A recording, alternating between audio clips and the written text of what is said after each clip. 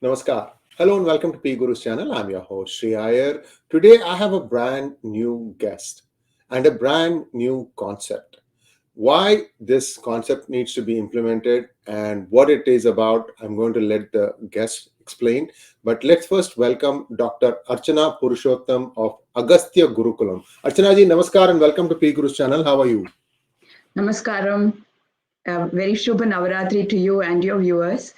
Very well, thank you. Thank you for having me on this. Archana ji, I'll come straight to the point. And viewers, those of you who are in the North America or anywhere in the world, because what has happened in US will ultimately find its way through just about everywhere else. What we are dealing with as parents today in the United States is what do we teach our children? We know that textbooks are, way off base as far as depicting something such as our culture. And we also are seeing this new thing called critical race theory, and then it's got its own hydra, like new variations such as critical caste theory, all based on lies. But what it is that when you leave your child in a school for 6 to 8 hours, we don't know what they learn. Because what we are seeing today, especially I want our viewers to go back to Harvard. What happened in Harvard University post this Hamas assault on Israel? 33 organizations, student organizations, they said, we support Hamas. I mean, are these people even in the same earth? What exactly are they talking about? This was an act of terror. How can you support a terrorist organization? So what led up to this? Well, for that, we have to go back 30 years, 40 years. This has been taking root in many universities. I'm not going to be too long. I'm just going to stop. But I just wanted to set the context. Parents, you have an option. And that option is going to be what Dr. Archana is going to be talking about. Archana ji, you've had a fair amount of success in taking this concept forward. Talk to us a little bit about Agastya Gurukulam, its vision, its objectives, and how every parent can participate. Absolutely, thank you. I mean, what you said, you absolutely defined the problem very well as to the challenges that we as Indian parents face today. There is so much of colonized, created narrative that hits the children, and it appears that we are not preparing our children adequately to face this, to deal with it, and to make sense of what people are saying and what the real truth is. So a big mission of Agastya is to provide decolonized education. In fact, this is one of the biggest needs, I would say. I'm sure you and your viewers have heard of all these stories of children who have been trained, gone to some of the best public schools and best school districts, or even private schools, got the best education there. And then on the weekends, they're doing Chinmaya Mission, Bharatanatyam, Sangeetam, Carnatic music, or other classical Indian art forms. And at the end of all that, when they go to university or a little later, they turn around and want to cut off everything that connects them to Sanatana Dharma, to the Indian culture, because barring some very sanitized things like Bollywood, they really want to cut off from all of that because they feel ashamed of their roots. They feel ashamed of all the ill attributes to Hinduism that they've heard of. So the most important thing we are not giving our children here, it appears, is a strong sense of identity, an understanding of their culture, and pride in their cultural values. So this is what the Agastya Gurukulam set out to do. But it's not only about decolonizing, it is also about providing a very rigorous education based on Indian knowledge systems. So what we don't realize, most of us, because we have been denied that education, in that sense, my colleague was extremely successful. We do not know Sanskrit, which is the language of these Indian language systems. Therefore, we do not even realize how much how much knowledge is there, and in fact, was there far before the West discovered it. So for instance, many of us now may know that, the Pythagoras theorem, concept of zero, of infinity, the early beginnings of calculus, all of this was discovered or developed in India long before it was discovered or developed in the West. But none of this is taught to us. We did not know this for a long time. This is something those of us who are interested have gone back and learned. But if children realize this early on, if they have access to this deep treasure of knowledge, that would give them a far better, not only understanding of their culture that other narratives would not be able to shake, but also it would give them a lot of pride and confidence in being Bharatiya and in Bharatiya values. So that is what we provide as Agastya. So we provide Sanskritam-based education. Sanskritam is the first language in our schools. In our we have both online schools as well as we have schools now in Bangalore and in Houston, physical schools. So Sanskritam is our we call it a Sanskritam immersion school.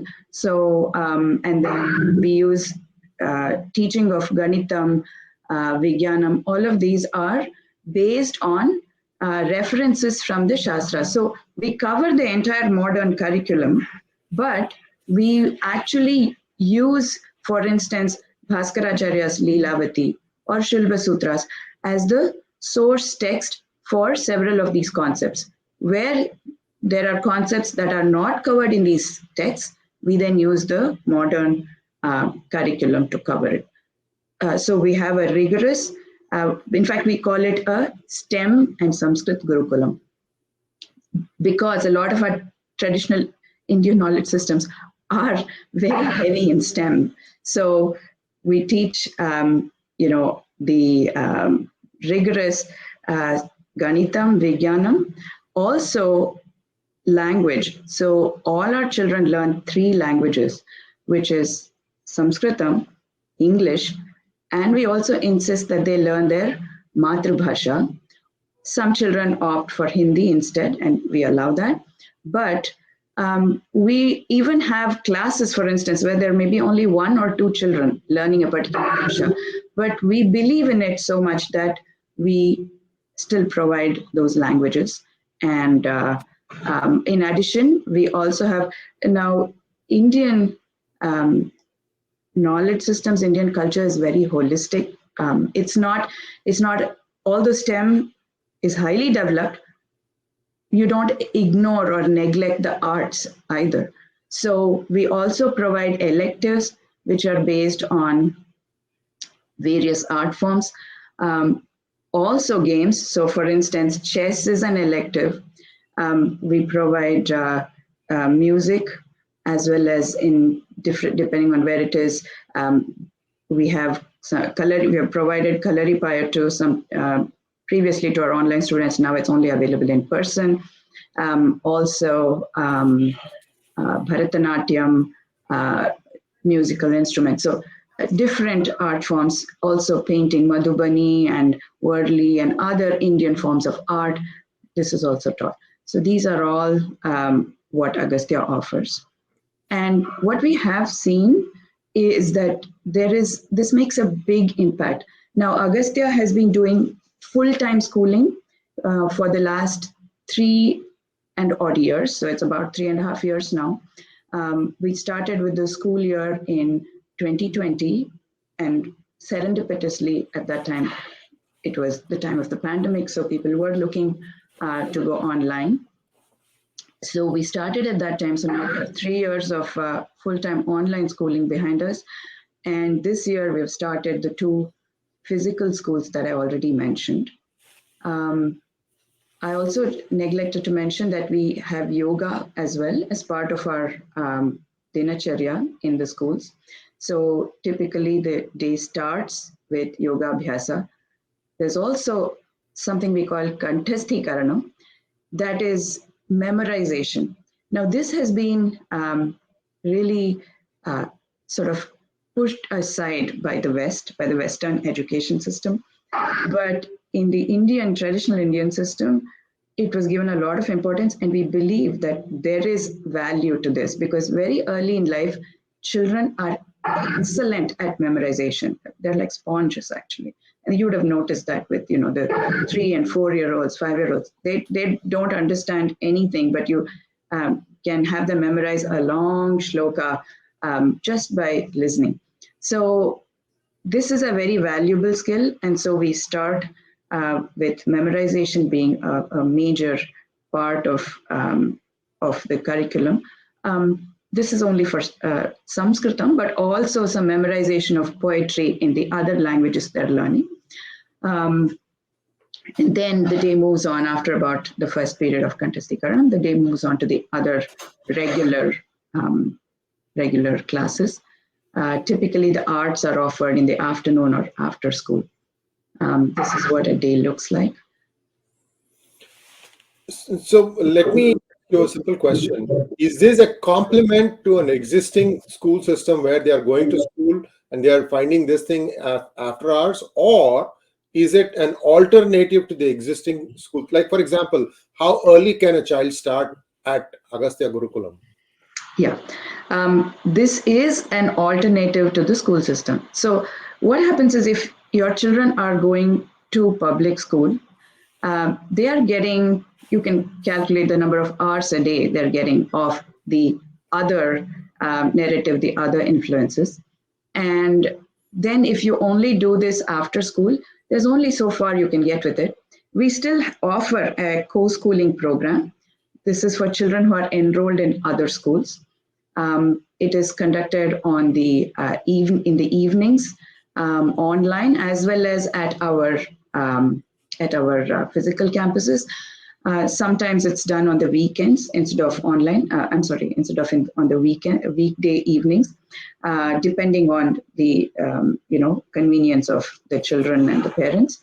But yes, we do offer a co-schooling program. But our main flagship offering is really our full-time school, which is a completely a comprehensive schooling program.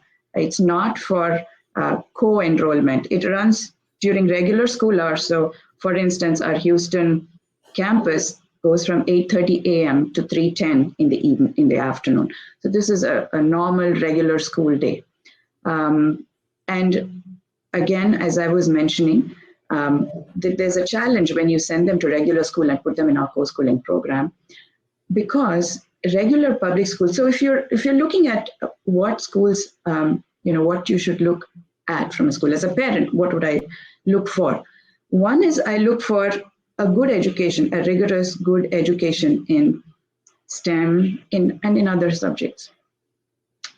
Now, there's a challenge to that too in the public school system.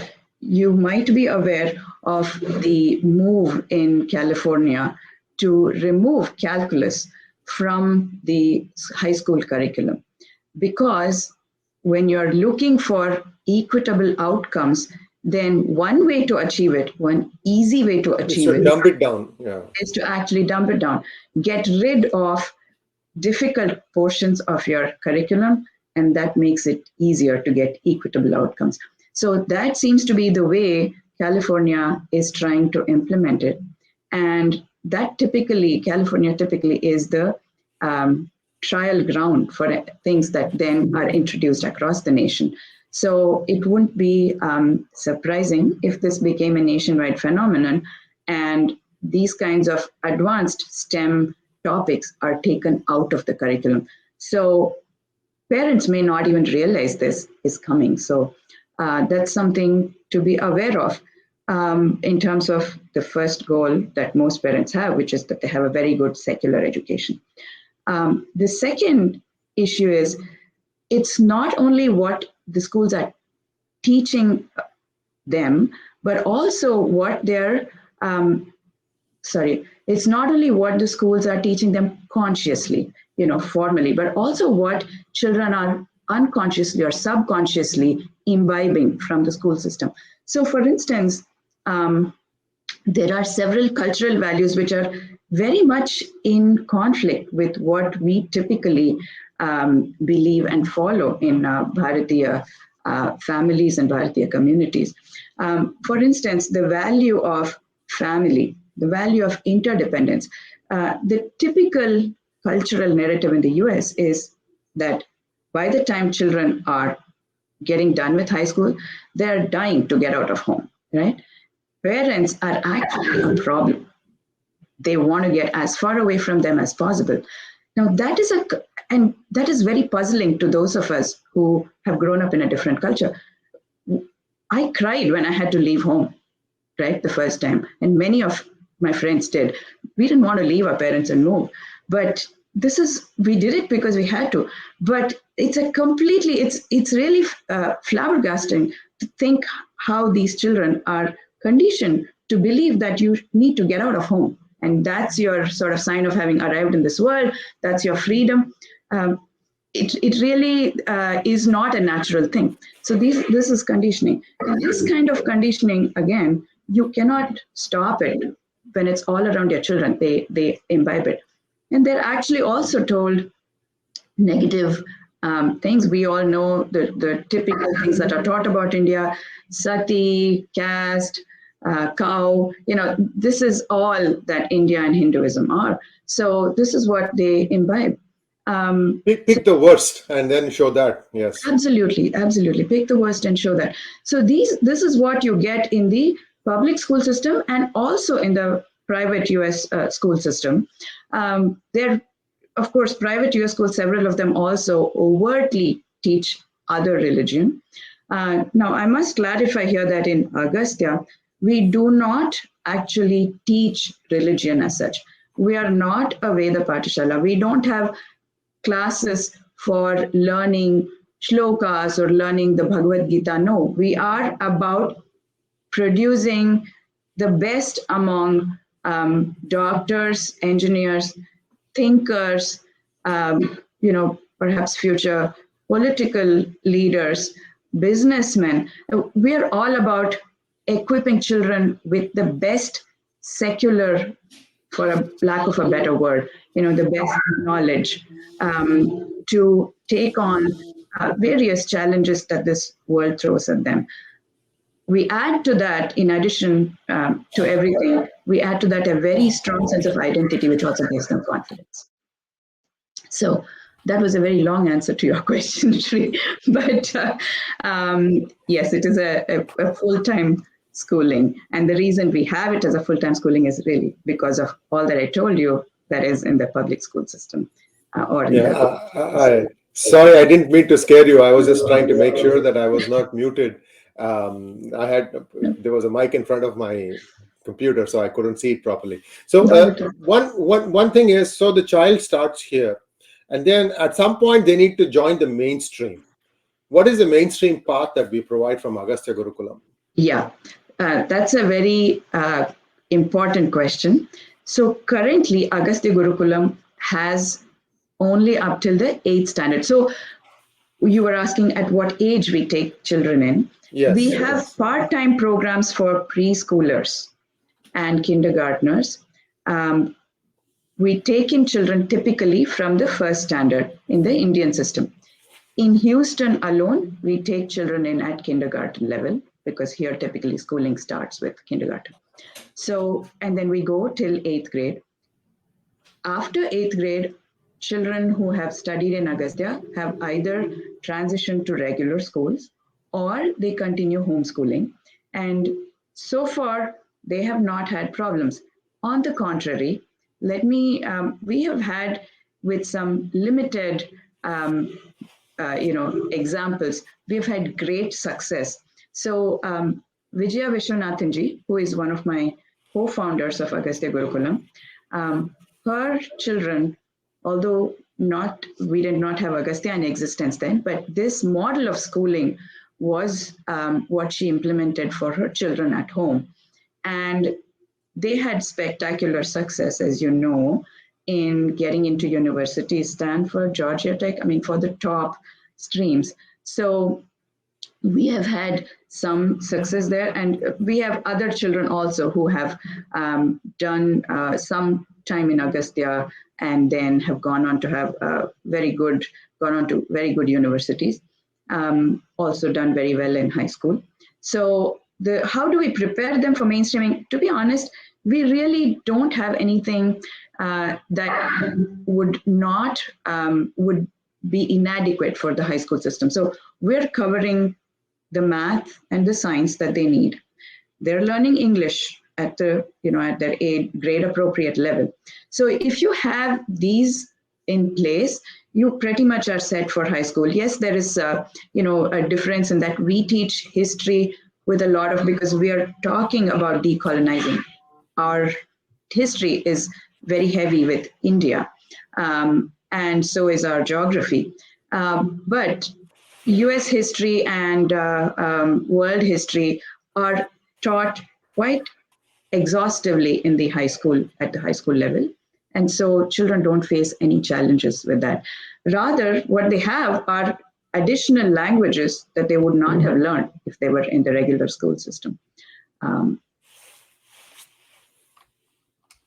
Thank you so much, Archana ji. And viewers, we are going to be talking more about Agastya Gurukulam, especially with Vijaya Vishwanathan ji, who is also the co-author of Snakes in the Ganga with Rajiv Malhotra ji. You all know Rajiv ji. And I'll be, in fact, interviewing some of the students when they have the time. So this is an ongoing conversation, viewers, and think of it as just the first one, because I want I want us all to understand there is an alternative, that you don't have the same path that everybody has. Not at all hard to make, and there are many entry points where you can take your children and go back to mainstream and let them go from there. What we are trying to make sure is that grounding that our forefathers had without knowing it. We all grew up, I mean, I can tell viewers, when I was a kid, I used to recite a lot of shlokas, and that needs to start at a very young age. If you start a little bit later, there's a rebel attitude. Why do I have to do this? You start asking these why questions. And if you teach your children like 3 years or 4 years, what they realize is by chanting, like you said, what is the thing? Kantasthikaranam. Kantasthikaranam. So the art of being able to memorize, once you teach them at a very young age, what happens is this becomes a part of their thought process. That's what we are trying to do. People say that research shows that only 1/6 of your brain is being used. The other 5/6, why are we not putting it to good use? So these are all the ways that you can do it. So viewers, we will be back again. We'll be carrying on this conversation. For today, thank you so much, Dr. Archana. She's actually a physician, and she has taken time out of her busy schedule to talk to us. Thank you so much, ma'am. And we'll be back again with you also as we continue discussing about this. I'm sure it's going to have, people are going to have a lot of questions. And also one last question. So at what age do they start learning Sanskritam? Like, are you going to be like Samskrita Bharati, where you start talking Sanskritam right away, or how does it go? Last question. Yeah, they start learning Sanskritam as soon as they enter. Our little preschoolers will recite rhymes, but they also know dhāvati, khādati. They can understand and speak simple sentences. So yes, it starts right away. And it's amazing how children, so initially there was a lot of doubt whether children, especially in the US, right, who don't even know their own mother tongue well, they'll be able to pick up Sanskrit and learn in Sanskrit medium. Now again, to clarify, at Houston, we do not use a complete Sanskrit medium. It's bilingual, but our online and our India Gurukulams are all Sanskrit medium. And so there was a lot of concern about this. It is amazing how children, when you're really nothing but English, within about a year are fluently, they're understanding Sanskritam, and in about 2 years, they're speaking.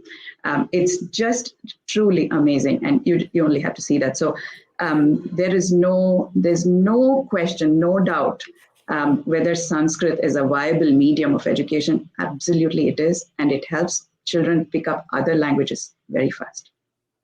Thank you so much, Dr. Archana. And viewers, please like, share, and subscribe to this channel. And also do share this particular video, because this is going to be a huge problem, a huge problem.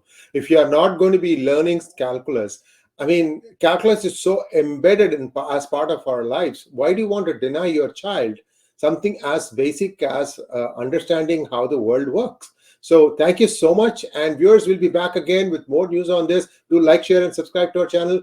Don't forget to click on the bell button for notifications. Namaskar. Namaskar.